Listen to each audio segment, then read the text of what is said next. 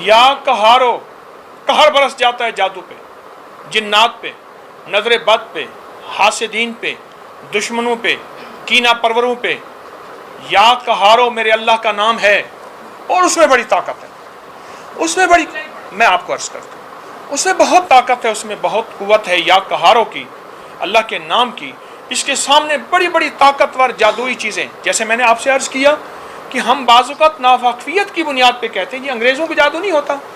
میں کہتا ہوں وہ جادو، میں نے تو سینکڑوں کتابیں جمع کی ہیں انگریزوں کی، ہزاروں لاکھوں صفحات ہیں ان کے۔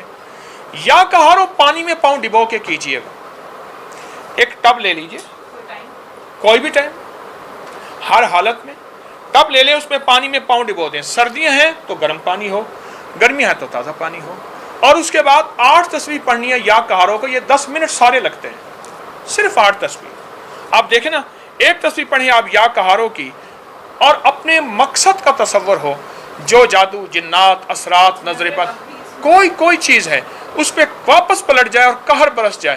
اب آخر 8 بار درود پاک، یہ آپ دن میں 1 بار کر لیجئے، 2 بار کر لیں، چند دن چند ہفتے کر لیں، آپ کو آنکھوں سے اس کے نتائج، اس کی برکتیں، اس کی خیریں ملیں گے انشاءاللہ۔